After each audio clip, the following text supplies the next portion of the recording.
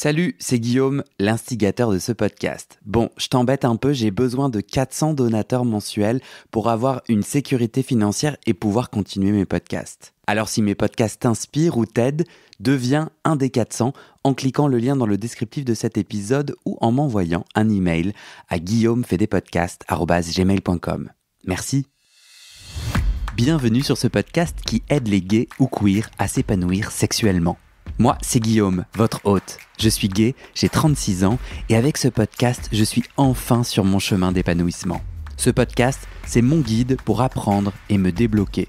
J'ai envie de réconcilier santé et plaisir et sortir les sexualités homosexuelles du non-dit. Je vous propose 2 types d'épisodes. Les épisodes témoignages. Un homme gay, bi ou queer raconte son chemin de sexualité et nous donne ses trucs et astuces pour s'épanouir. Et des épisodes hotline, avec un professionnel de santé, je réponds aux questions intimes des auditeurs pour donner des conseils pratiques. Allez, place à l'épisode, bonne écoute. Vous écoutez la 3e et dernière partie de ce témoignage. Regardez les épisodes précédents pour la première et la 2e partie. Tu te souviens ou pas la dernière fois où t'as été soumis ? Si, ok, oui, ouais c'est bon, j'en ai un. C'était du coup où ? C'était chez moi. C'était chez moi avec quelqu'un que je connaissais déjà, avec qui j'avais vu en soirée. On se chopait en soirée et on s'était dit de se voir en dehors pour un date. Et du coup, c'était chez moi, je fais un dîner, etc. Et ensuite, du coup, on a baisé.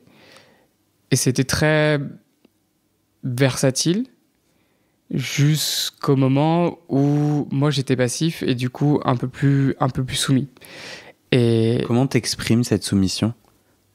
Tu l'exprimes dans... Comment ton corps est, dans ce que tu dis, dans tes gémissements, c'est quoi ? Tu te cambres ?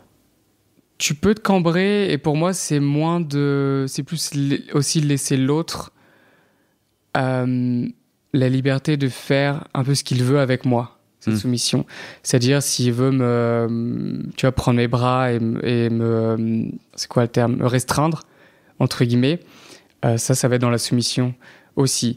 C'est aussi un lâcher prise mental de me concentrer vraiment sur moi, mon plaisir et de pas penser à tiens, est-ce que je veux faire une autre position après ? C'est de vraiment focus sur ce point central, sur cette essence de désir et de plaisir et de laisser l'autre faire. Quitte à un moment donné reprendre le contrôle sur tiens, on change de position ou je veux faire autre chose ou ci et ça. Mais pour moi, ma soumission, c'est ce lâcher prise. En gros, je donne les rênes à l'autre. Vous en aviez parlé avant ?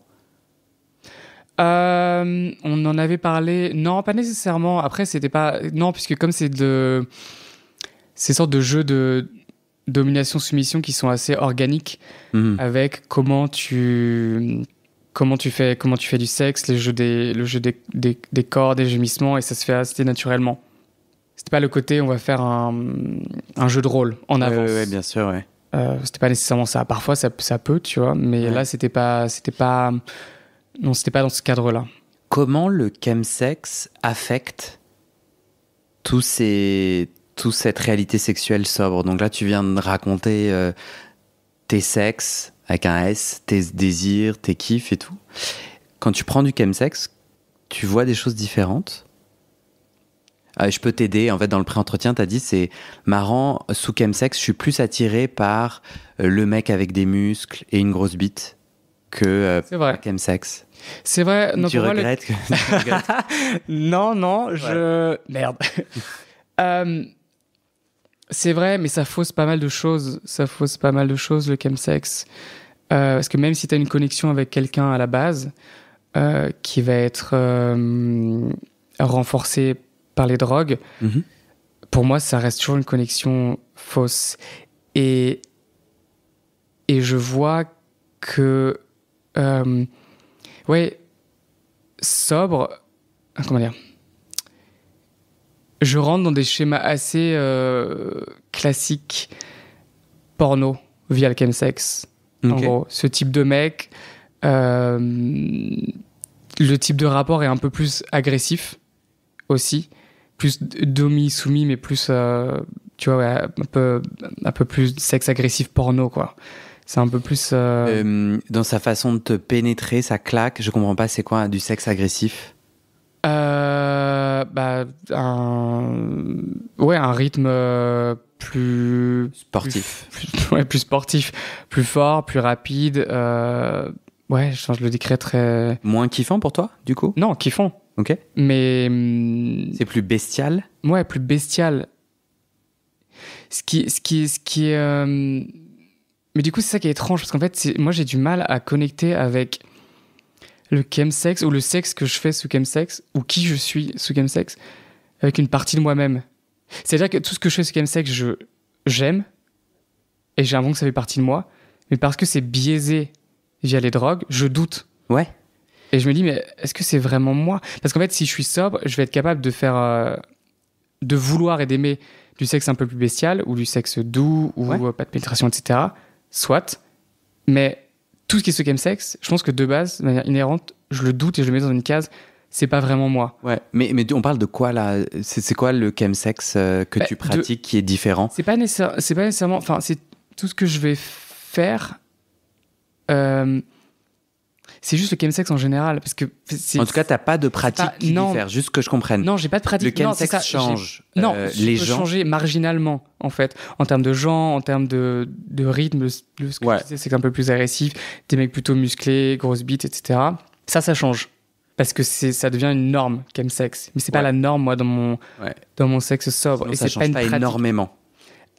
Non, mais j'ai un certain archétype de mecs qui vont me plaire ce chemsex, mais dans la vie de tous les jours sobre, je suis beaucoup plus en fonction de qui je vais trouver charmant et qui je vais avoir vraiment un truc et une connexion. C'est quoi du coup pour toi charmant? En fait, avant que tu me répondes, tout ça, c'est venu en fait dans notre pré-entretien, ce que les gens peuvent pas voir, parce que je crois que tu vas pas partager ton Instagram. Tu veux être anonyme. Ouais, non. Mais nous, on s'est connectés sur Instagram. Oui. Genre, tu l'as trouvé sur le site du podcast. Oui, tout à fait. Et en fait, alors attends, comment je peux verbaliser ça? En fait, j'ai eu un jugement automatique.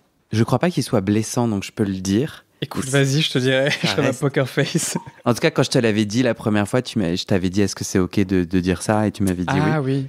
Mais en gros, physiquement, tu corresponds à l'archétype de l'homosexuel qui est désiré par 90% des gens. Tout ça, c'est mes opinions et mes préjugés. Hein. Donc, je te donne accès à mon jus de cerveau qui, normalement, est filtré par tout plein de courbettes. Je regarde ton Instagram. En gros, t'es musclé. Je sais pas si c'est toujours le cas, mais sur Instagram, tu présentes barbe, tu as le mec mignon qui prend des photos en Grèce ou dans le sud de la France, topless, en maillot de bain. Un corps dessiné, des boîtes de chocolat. Ce gros lapsus qui dit beaucoup de ce qui m'intéresse, les plaquettes de chocolat. Et c'est marrant, le moment où on a échangé, j'ai eu ce truc de « Mais comment ce mec ne peut pas être heureux ?» Ce qui est vraiment idiot. Hein. C'est vraiment... c'est une connerie d'automatisme, de préjugés, mais aussi une connerie des réseaux sociaux, parce que bien entendu... Mais c'est vrai que j'étais assez étonné, parce que moi, je me dis, je suis pas assez beau pour la moyenne, et du coup, je peux moins réussir sexuellement à choper. Et c'est vrai que quand je démarche du sexe, je me dis un peu... moi, ma stratégie, c'est, en fait, je te montre ma calvitie, mes deux bourrelets, et aussi, genre, mes beaux yeux, mon intelligence et tout. Puis je pense que vraiment, je plais à des gens et je le vois, mais je me dis, moi, sur mon Grindr, il n'y a pas de photo où j'ai l'air trop beau. Je veux plutôt que quand tu me vois, tu te dises, ok, ça correspond, voire plus. Donc j'ai un peu cette idée de la beauté, et je vois beaucoup ça sur Grindr, la beauté te donne un niveau de pouvoir tel dans les rapports homosexuels, gays ou queer, que toi, tu me sembles avoir tiré la carte, aller directement à la case finale et emporter les 40 000 €. Et toi, tu me racontes que non. C'est intéressant parce que Toi, tu te trouves beau, François? Oui. Est-ce que tu te trouves très beau? Non. Je me trouve très charmant. Ok. Tu sens ce pouvoir que j'essaie de décrire sur Grindr? Tu sens ce pouvoir ou pas? Oui et non. Parce qu'en fait, si on raisonne comme ça, il y a toujours mieux. Ok. Et moi, je vois du coup le top de la montagne ou de l'iceberg, mais je vois pas en dessous. Tu vois? Et donc, en fait, c'est une comparaison permanente. Ok. Qui fait que c'est dur de s'en détacher. Et surtout, Instagram, réseaux sociaux, je joue le jeu d'Instagram. Et... mais alors, petite digression, moi, ça m'a beaucoup aidé, Instagram, à justement jouer avec mon image, voir comment je peux plaire, me plaire à moi-même. Et ça m'a permis d'avoir une sorte de confiance en moi aussi, de voir que je plaisais, de voir, de me plaire aussi d'abord. Mais pour revenir à ce que tu disais, maintenant j'en ai conscience que je suis plutôt mignon. C'est comme ça que je me décrirais. Voilà, tu vois, de ce que je viens de sortir, c'est comme ça que je me décris, plutôt mignon. Ouais. Et c'est vachement intéressant, c'est qu'en fait, on est tous dans le même jeu de comparaison, ouais, où on infernal. est toujours perdant, en fait. C'est infernal, oui, Quoi c'est ça. qu'il. C'est ça qui est infernal. Et moins je passe de temps sur Grindr et sur Instagram, mieux je me porte. Ouais. Parce que et c'est con, mais comme tout le monde, mais j'y suis encore parce que une sorte de consommation frénétique permanente. Et moi, je le suis. En fait, si tu veux, dans ma vie, je crois que j'ai tout pour être heureux. Et dans ma vie, ça va là. Tu vois, je suis plutôt ok, je suis plutôt heureux. Encore un plutôt, je nuance tout. Mais...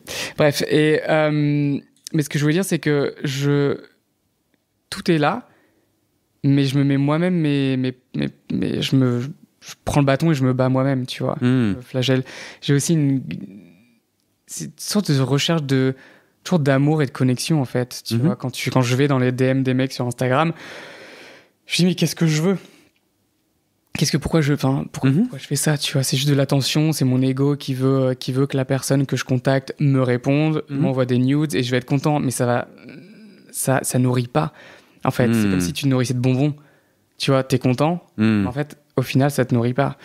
Et c'est pas là où il faut chercher ces connexions, parce que sur Insta, tout le monde se joue ce jeu-là. Pas tout le monde, mais beaucoup de personnes jouent ce jeu, et tu compares ta vie, pas que ton physique, en tant que gay, parce que tu compares ta vie aussi, tu vois. Et tu compares ta vie, ton physique, avec une multitude de personnes. C'est-à-dire que ce qui est pas sain, c'est que moi, je me flagelle sur le côté, je fais pas assez de choses dans ma vie, ou je vis pas la vie que je veux. Parce que je compare ma vie avec une centaine de personnes. Et j'ai l'impression que ces centaines de personnes-là font du coup 100 choses différentes au même moment. Et moi, je me dis, François, tu devrais faire tout ça là, maintenant, aujourd'hui. Et je me perds et je me perds dans ma narration et je me perds dans ce que je veux faire, ce qui me fait du bien aussi. Donc, parce que toi, aujourd'hui, tu cherches quoi? Enfin, t'as envie de quoi dans ton chemin de sexualité? T'as dit, tu considères 1 an de sevrage, 1 an d'arrêt des chemsex. J'aimerais bien, ouais. Tu continues à explorer tes désirs et à dépasser la honte. Donc, tu veux une sexualité qui continue à cet endroit-là, tu vois, d'être en capacité de dire. Ouais, ce que je veux, c'est ne plus me censurer. Et là, tout de suite, si tu te censurais pas, ça donnerait quoi? Enfin, tout de suite, là dans ta vie. Non, mais tu vois, là dans ta vie, qu'est-ce que tu pourrais être en train de censurer? En gros, mon désir sexuel. C'est-à-dire que de prendre, je dirais, d'avoir vraiment le sexe que je veux quand je veux. C'est-à-dire que si j'ai envie d'aller faire du cruising, j'ai d'ailleurs jamais fait et je pense que c'est un truc qui me stresserait, mais j'ai envie d'explorer. Mais en gros, si j'ai envie de faire du cruising, allons-y. Si j'ai envie de faire autre chose, d'écouter ce désir-là et de le mettre en action et de ne pas le censurer avec une pseudo. Si j'ai envie aussi de faire un Twitter en OnlyFans, allons-y. Et ça, j'ai un peu envie. Mais j'ai cette honte. Et c'est pour ça que les réseaux sociaux... En fait, je me dis aussi, par exemple, peut-être être aussi un peu plus... Écouter ce désir, image et nu sur les réseaux, ça pourrait être la dernière barrière à faire sauter en termes de... J'en ai marre de aussi penser ce que les gens vont pouvoir penser. C'est plus d'être aligné avec mon désir et quand il arrive, de prendre action et de le transformer. Ouais. Parce qu'il y a pas mal de fois où je me dis, tiens, j'ai envie de faire ça, mais bizarrement, je vais pas mettre en œuvre tout ce que je peux pour satisfaire ce désir. Ouais. Et ensuite, ça va créer une frustration parce que je vais me dire, ah, regarde, les autres, ils le font. Ouais. Regarde, les autres, ils ont, je sais pas, ils ont sucé quelqu'un dans les toilettes ou dans le train. Ils l'ont fait. Toi, tu le fais pas. Et donc, je me juge comme ça. Et pour moi, c'est l'enjeu des addictions et c'est l'enjeu de la vie, quoi.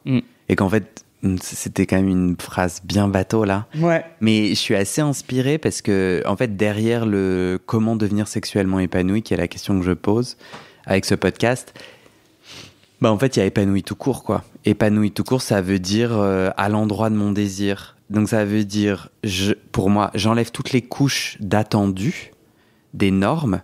C'est marrant parce que moi, j'ai le jugement. J'allais te faire rebondir sur la possible prison dans lequel ton corps musclé peut t'enfermer. Parce que j'ai mon estime de moi que je travaille en ayant un beau corps que je montre et qui est validé par les autres. Mais bon, un jour, j'espère pour toi, tu vas vieillir ou possiblement tu vas décider d'investir les heures de musculation ailleurs. Et pour moi, le défi, c'est est-ce que je fais de la muscu ou ce sport ou ce sculptage de corps pour moi, pour mon kiff, pour mon équilibre, pour ma joie, et là, je suis à l'endroit de mon désir, ou est-ce que je le fais pour répondre à quelque chose qui est du sucre blanc, tu vois, donc je prends des cuillères de sucre blanc, j'ai 2 secondes de plaisir, de dopamine, mais au final, je me perds. Et pour moi, c'est tout l'enjeu, et la sexualité rentre là-dedans, quoi. D'arriver à s'enlever toutes ces couches des normes, de ce qui est attendu, de ce que je crois que je devrais faire, pour être, du coup, à la rencontre de son désir. Et je trouve que c'est un combat permanent vachement intéressant, qui rend la vie intéressante. Attends, je fais ce podcast-là pour moi, et puis avec la joie de le partager, ou est-ce que je fais de podcast pour avoir l'air de réussir ? Est-ce que... Et en fait, bon, ça c'est parce que c'est un de mes enjeux en ce moment, parce que j'ai ce défi-là, et je parle d'un autre podcast, mon podcast Psychanalyse, dont les audiences cartonnent, j'ai reçu un prix, et que je suis en train d'arrêter, parce que c'est plus à l'endroit de mon désir, et pour autant, ça vient me chercher à un endroit. Mais j'ai un autre exemple plus sexuel. J'ai parfois envie d'un plan cul, et il me faut du temps pour me dire, attends Guillaume, là, est-ce que t'es pas bien aujourd'hui et t'as envie de fuir ? Et du coup, t'as envie comme ça un peu de faire une parenthèse où tu penses plus ? Ou est-ce que t'es à l'endroit de ton désir, là ? Et du coup, quand t'hésites dans ton plan cul, est-ce que t'as honte d'avoir une vie sexuelle, ou est-ce que juste c'est pas le moment là, genre soit dans ta peine, soit dans ton angoisse, et cours pas et je sais pas si ça te parle, mais j'ai l'impression que c'est un des gros enjeux de tout ce qu'on vient de se dire, tu vois, l'endroit de son désir. Moi je suis assez content de ce que j'ai dit. Oui, mais complètement aligné avec ce que j'ai dit, pardon. Le problème, c'est que c'est super. Enfin, moi, j'ai toujours l'impression que les autres savent agir sur leurs désirs et arrivent à s'aligner très rapidement et très facilement avec ce dont ils ont envie quand ils ont envie. Qui ça ? Tout le monde ? Ah non, mais ça, sauf c'est toi ? Ouais, ça c'est juste ma narration de victimisation. Et mais il te faut écouter mes podcasts. Et du plus. Pour que tu te rends compte que nous sommes tous des petits. Mais je le sais. En fait, je le sais parce que, enfin, même en parlant à tes potes, tu vois. Ouais. C'est que même, en fait, le problème c'est que même quand tu sais les choses, quand tu sais rationnellement, etc., il y a toujours cet irrationnel qui j'ai pas le mot, mais qui te fait chier, quoi. Ouais. Et si moi c'est pas le grand problème, mais j'ai du mal à m'aligner avec ce que je veux. Parce que tu sais pas ce que tu veux, ou parce que quand tu veux quelque chose, t'as honte? Il y a tout. Enfin, il y a tout. C'est ça qui est problématique. C'est, tu vois, tu dis si tu veux un plan cul, mais est-ce que en fait tu fuis ou est-ce que t'en as vraiment envie? En fait, pour moi, ça peut être 10 trucs différents. Et j'ai tapé le micro. Ça peut être 10 trucs différents. Ça peut être, est-ce que fuite, est-ce que j'en ai vraiment envie? Ou alors en fait, pas vraiment. J'ai pas envie d'un vrai plan cul, peut-être que j'ai juste envie de me masturber, ou alors est-ce que je veux vraiment ça, mais j'ose pas, ou alors est-ce que un peu la honte, ou est-ce que oh flemme, j'en sais rien, logistique de trouver quelque chose qui répond à ton désir. En fait, c'est pas simple. Moi, j'ai une idée que je te propose et que j'implémente dans ma vie. J'ai écouté un podcast d'un Américain, tu sais, les développement personnel. Ah oui, on aime ça. Alors, moi, parfois, j'aime. Parfois... Et donc... C'est ironique, mais... Ah oui, non, moi, parfois, j'aime vraiment. Et il y a vraiment cette idée qui, moi, m'intéresse beaucoup en ce moment. C'est que la réponse à toutes ces questions-là que tu viens de soulever, elle est dans le moment de down, elle est dans le moment de peur, de solitude, d'angoisse. C'est-à-dire, dès que j'ai une petite montée d'angoisse, je me précipite, moi, Guillaume, sur mon téléphone, sur ma bite. Enfin, tu vois, je vais avoir une intolérance à l'inconfort, que je le comprenne ou pas, je vais tout de suite, ou bien je saute sur une éponge, je me mets à nettoyer chez moi. Le mec et ses névroses, quoi. Mais j'ai observé que j'ai des moments de détresse et je les trouve intolérables. J'exige qu'elles disparaissent immédiatement, je t'allume Netflix et que sais-je. Et en plus, moi, je travaille de chez moi, je fais des podcasts, je suis très isolé et tout, donc j'ai des espaces de déprime. Yay, il y en a, tu vois. Et ce que pas mal de développement personnel me propose, c'est apprends à t'asseoir dans cet inconfort et la réponse va être là. Donc moi, je suis ah oui, bon, ok, ça veut dire quoi s'asseoir? C'est-à-dire, donc, ah non, je vais pas faire ce plan cul là et je vais m'asseoir, ça veut dire quoi? Et puis surtout, qu'est-ce que c'est inconfortable? Mais au final, il y a des pensées, où il y a des sujets, où il y a des larmes, où il y a des angoisses, il y a des propos, il y a du dire qui se fait. Et en fait, si je le squeeze à chaque fois, je sais pas du coup écrire la suite puisque je sais pas le problème, tu vois. Pour être à l'endroit de mon désir, je dois aller à la rencontre de mes angoisses et de mes peurs qui vont m'aider à dessiner mon désir. Je sais pas si c'est conceptuel, pour moi ça l'est pas du tout. Donc moi vraiment il y a des moments où je me vois tendre la main vers mon téléphone et je suis là, bah là Guillaume c'est le moment où tu fais pas ça. Et là il y a mon cerveau qui dit, ah mec c'est mort, j'ai pas du tout envie de faire ta connerie, de m'asseoir dans mon... Mais qu'au final, et c'est ça que le chemsex nous permet d'éviter, c'est qu'il y a vraiment ces fuites-là, quoi. Et peut-être la seule remise en question que j'ai envie de me proposer à ça, c'est il y a aussi des moments où j'ai aussi envie de fuir, en fait. Enfin, et que la fuite, c'est pas que... Il y a des moments où j'ai envie de faire pause. Enfin, j'ai pas envie de vivre toute ma vie en mode « Ah, un nouveau défi, tu te sens pas bien, assois-toi dans ton pas bien et tout. » Il y a aussi des moments où j'ai envie de dire « Va me chercher cette plaquette de chocolat. » Et tu vois, bon... Et pour moi, je le dis parce que j'ai des potes qui font du chemsex récréatif en mode « Moi, je gère. » Genre, je sais où est l'excès, mais parfois, tu sais, j'ai aussi envie de me détendre à mon cou. Donc, moi, j'ai pas envie d'une vie de prêtre et tout. Et moi, je suis là, oui, mais il y a... Et qu'au final, je suis persuadé que être à l'endroit de mon désir fait que je n'ai plus envie de Netflix, de faire le ménage, de me branler pour oublier. Et ça, je crois que c'est ma réponse, mais que je trouve très difficile. C'est que le moment où j'ai un quotidien que je kiffe et où, en fait, je navigue les moments de peur et d'angoisse qui m'informent, en fait, j'ai plus besoin de ces shoots de déconnexion. C'était ma conclusion. Est-ce que toi, tu as envie de réagir ou de dire quelque chose? Oui, ça te parle ou pas? Complètement. Pour moi, c'est exactement ça. De toute façon, le but, pour moi, c'est, tu vois, d'être mon meilleur ami. Et d'arriver à m'aimer inconditionnellement. C'est-à-dire tout ce qui va bien, mais mes peurs, mes côtés pas négatifs, mais tout ce qui fait que je suis humain. Parce qu'il n'y a pas de feelings négatifs, positifs, tout est valide. Et j'essaye de créer une sorte d'équipe avec moi-même, avec différentes sortes de personnalités ou parties de moi-même qui peuvent s'entraider entre elles. Et c'est-à-dire aussi ce que tu disais, si tu te sens pas bien, de me dire, ok les gars, qu'est-ce qui va pas? Et vraiment, je me parle comme ça. C'est-à-dire que et ça me permet de me sentir moins seul, parce que je sais que j'ai plein de ressources en moi, plein de différentes parties qui vont faire que je vais pouvoir m'aider moi-même. Et je me dis, ok les gars, pourquoi on veut aller manger du chocolat, ou pourquoi là on se fait un binge watching Netflix, qu'est-ce qui va pas? Et j'essaie de faire un peu des exercices de respiration, méditation, etc. pour comprendre ce qui se passe. Et non, ce que tu dis, c'est très, oui, j'ai vachement... très commun, c'est pas conceptuel, c'est exactement ça. On fuit tous. Il faut juste, je pense, être honnête avec soi-même et lucide.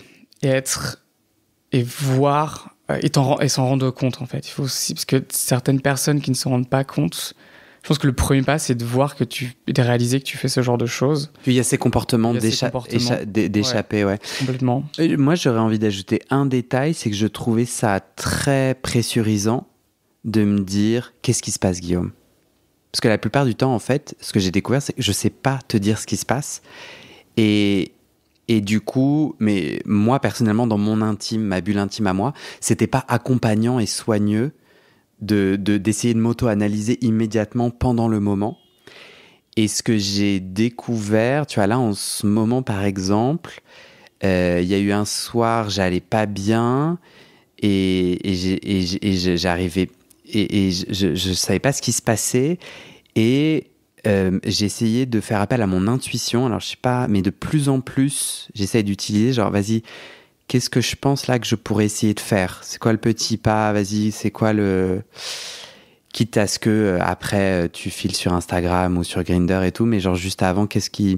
Et notamment, je me suis retrouvé devant une série, donc Queer as Folk, que j'ai re-regardé en entier, et Salade grecque, de Cédric Clapiche. Et tout d'un coup, je me suis mis à pleurer. Genre, j'ai eu une énorme émotion. Et la clé pour moi que j'ai découverte, ça a été de pas empêcher ça. Parce que moi, avant, j'étais là, non mais gars, je revenais d'un week-end festif avec des potes, t'es là à chialer devant une série, tu sais même pas pourquoi tu chiales, parce que je chialais pas au bon moment en fait. Genre il y avait pas de drama sur mon écran, et j'étais là, mais t'es complètement ouf, et je ravalais ça, et là j'ai dit non vas-y on laisse, et j'ai chialé toute la soirée. Cette salade grecque, c'est aussi une histoire qui me touche profondément, parce que on est en plein dans la crise des réfugiés, et soudainement j'étais hyper sensible. Tu vois, on est à Athènes, je sais pas si t'as vu la série ou pas, mais et du coup il y a notamment un personnage qui est en première loge de la crise des réfugiés, avec des gens du coup qui soit meurent en Méditerranée, soit arrivent à parvenir à des îles grecques. Et ce que je voulais juste partager, c'est je ne sais pas pourquoi, mais j'avais comme un gros saut de pleurs. Et en fait, pourquoi j'ai dit tout ça? Parce que je reconnecte au moment de notre échange, toi et moi, où on a parlé du trauma collectif. Et en ce moment, je me demande dans quelle mesure il n'y a pas une grande tristesse en moi qui sort par petits bouts et qui est asynchrone. C'est-à-dire, c'est une vraie tristesse du passé que j'ai vécu parce que j'ai caché, donc je reviens à ce que tu as dit, j'ai caché que j'étais homosexuel, j'ai eu honte et j'ai encore de la honte. Il y a une violence en moi qui se pleure 20 ans plus tard. Bon, c'est mon narratif du moment. Je me demande, parce que je te promets, je pleure des trucs et je suis là, mais pourquoi maintenant, Guillaume? Mais ça, c'est naturel, et ça, je te rejoins complètement. C'est-à-dire que quand moi, je me dis qu'est-ce qui va pas, j'essaie pas d'analyser, c'est juste que je parle à mon enfant, à mon inner child, et je fais le rôle de parent. En mode, qu'est-ce qui va pas? Okay. Et même si mon inner child répond, bah, j'en sais rien, mais là, ça va pas. Okay. Je fais OK. Et c'est tout. Et quand j'ai vraiment un blocage, comme ce que tu décrivais sur le côté, il y a un truc juste qui va pas et t'es pas bien et t'as besoin d'autre chose, soit je regarde une série, soit parfois je vais écouter de la musique et ça va me débloquer l'émotion qui est juste bloquée en moi. En fait, ça va faire sortir ce qui doit sortir. Et je me mets à pleurer aussi, de manière random. Et parce qu'en fait, c'est aussi plus tu fais un travail sur toi-même, plus tu te connais et plus tu soignes. En gros, tu fais du healing. Et plus tu as besoin aussi de faire sortir ces choses et plusieurs fois. C'est pas parce que tu as eu une épiphanie et débloqué quelque chose de ton passé que ça y est, c'est bon, t'es soigné. C'est par vague et ça revient. Et il faut se faire sortir, quoi. Et ça, pour moi, c'est directement lié à mon épanouissement sexuel. Parce que plus je me connecte à moi, plus je me pleure ou je fais mon affaire dans mon intime et que genre je suis le meilleur ami ou le meilleur parent pour moi, et ben en fait, plus je sais quel est mon désir sexuel et je sais me connecter à l'autre. C'est bizarre, hein, mais je le ressens vraiment profondément. Que du coup, en fait, j'ai assumé mon désir homosexuel. Moi, je ressens vraiment. Et que du coup, j'ai pas besoin d'un plan cul à fuir et tout. J'ai plutôt envie d'un beau moment sexuel où, en fait, je suis 100% moi à gémir, à crier ou à t'enfoncer ma bite dans la bouche, tu vois. Et je suis profondément présent. Magnifique. Ouais, j'avais envie de te surprendre. Non, mais je suis totalement présent à moi parce qu'on fait équipe. Et en fait, si je fais équipe dans les moments où j'ai peur, où je pleure, où je soigne, et ben en fait, bizarrement, ça ouvre la porte de faire équipe dans le moment où j'éjacule et je kiffe, tu vois. Et je trouve que on pense qu'on a besoin de beaucoup de sexe, alors que c'est pas vrai. Tu vois ce que je veux dire? Enfin, le côté société gay aussi, enfin milieu gay, Grindr, etc. Ça nous pousse à la consommation sexuelle quand même en très grande quantité, je trouve, et qu'on n'a pas besoin de tant de sexe. Tu n'as pas besoin. Toi, tu te rends compte qu'elle a besoin de plus de qualité que de quantité? Pour moi, oui, mais je trouve que c'est quand même quelque chose partagé un peu dans le milieu gay, parce que sexe égale fuite et parce que recherche désespérée de connexion à l'autre. Et qu'en fait, on n'a pas besoin d'autant de cul. Ouais, ça c'est qu'on cumule les tentatives de connexion à l'autre. On panique. Ouais. Et en fait, c'est un peu séco. La détresse, de la panique, de la détresse. Et en fait, si tu te ressens sur une très bonne connexion et que tu arrives à la faire vivre et à la mener avec toi dans ton quotidien, par exemple, moi, j'ai du mal à... Parfois, je me dis, j'ai pas d'amis ou mes amis m'aiment pas. Bon, voilà, très bien. Et un truc que je fais, c'est que je note sur une note d'iPhone des moments très cool que j'ai eu avec mes amis. Et donc, j'amène ça avec moi. Et quand j'ai ce doute, je reviens à cette note. Et quand je lis le souvenir, je revis le souvenir en moi. Et j'arrive à faire revivre l'amour que mes amis ont pour moi. Et je me sens entouré. Et je me sens aimé parce que mon grand trauma d'abandon, etc., ma mère qui décède quand j'étais jeune, enfin, ça vient de là. Et donc, j'arrive à faire les ponts. Et j'ai toujours ces sentiments horribles de détresse. Mais je sais à peu près comment faire en sorte qu'ils soient un peu atténués. Et notamment ce truc avec les amis. Et pareil pour les plans cul. Je crois que j'ai une note dans mon iPhone sur sexe sobre. Je note du sexe sobre que j'ai eu où c'était très bien. Mais c'est intéressant parce qu'en fait, on conclut tout ça par la fameuse citation de RuPaul à la fin. Tu regardes RuPaul ou pas? Tu sais, à la fin, c'est comme si tu ne t'aimes pas toi-même, comment peux-tu aimer quelqu'un d'autre? C'est exactement ça. C'est d'ailleurs commencer par se nettoyer soi, je termine sur... j'ai un peu envie... Ce matin, en fait, j'ai eu l'idée de faire une série de podcasts qui s'appellerait « Réparer le PD ». Avec en fait cette intuition que moi j'ai été écrasé par cette insulte, par cette hors-norme, par tout ce que charrie, tu vois, cette insulte qui aujourd'hui est repolitisée et tout, mais en tout cas qui est d'abord une insulte, et que moi là je suis sur un chemin de réparation, et qu'en fait derrière comment je suis plus sexuellement épanoui et les questions que je me pose, en fait, et c'est vachement ce dont on a parlé aujourd'hui, il y a tous les autres univers non sexuels qui impactent directement ma capacité à me connecter sexuellement et à être nourri par des vraies connexions avec moi-même et avec les autres, quoi. Bon, je sais pas, on verra. Merci François. Merci. Tu as un mot de la fin? Une dernière bafouille? Non. Tu repars avec quelque chose en particulier de notre échange pour toi? Pour moi, je trouve c'est toujours bien de mettre des mots sur là où j'en suis. Ça me permet de me reconnecter un peu à moi-même, à mon histoire et là où j'en suis. Tu vois, c'est un peu une sorte de checkpoint. Et si ça peut aider aussi à des personnes soit de se sentir moins seul, soit de connecter, pourquoi pas, ce serait cool. Merci François. Bye. Bye, t'as dit bye. Bye. Je sais pas comment finir. Bye. Ça va? C'est un peu stressant quand même à faire. J'ai du mal à parler, à trouver mes idées. Enfin, tu vois, de les verbaliser. Ouais, je comprends.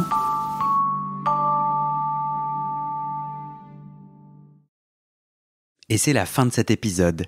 Vérifiez dès maintenant si la suite est déjà publiée. Sinon, vous pouvez vous abonner à ce podcast sur votre plateforme d'écoute pour être alerté dès la sortie des nouveaux épisodes. Et si vous aimez les témoignages intimes comme celui que vous venez d'écouter, j'ai 2 autres podcasts qui pourraient bien vous plaire. Je vous les présente. Histoire de devenir moi. Ça, c'est un podcast dans lequel des gens ordinaires me racontent un tournant déterminant pris dans leur vie. Ils racontent le déclic qui a tout changé et comment ils sont devenus un peu plus eux-mêmes. Ma dernière séance de psychanalyse. Ça, c'est un podcast dans lequel des gens me racontent leur dernière séance sur le divan et comment la psychanalyse les a aidés ou pas. Et d'ailleurs, c'est avec ce podcast que j'ai gagné le prix du meilleur podcast de conversation en 2022. Alors pour écouter ces podcasts, vous pouvez tout simplement taper les titres dans la barre de recherche de votre plateforme d'écoute. Mais je vous mets aussi dans le descriptif de cet épisode les liens pour écouter ces podcasts et les liens de mes réseaux sociaux pour découvrir les coulisses de mon aventure de podcasteur et aussi la page de dons pour soutenir mon travail et mes podcasts. En tout cas, n'hésitez pas à m'envoyer vos retours et vos réactions à guillaumefetdespodcasts@gmail.com ou sur mes réseaux sociaux. Ça me motive énormément de savoir que ces histoires naviguent et résonnent, ou pas d'ailleurs. Allez, merci pour votre écoute et à très bientôt dans vos oreilles.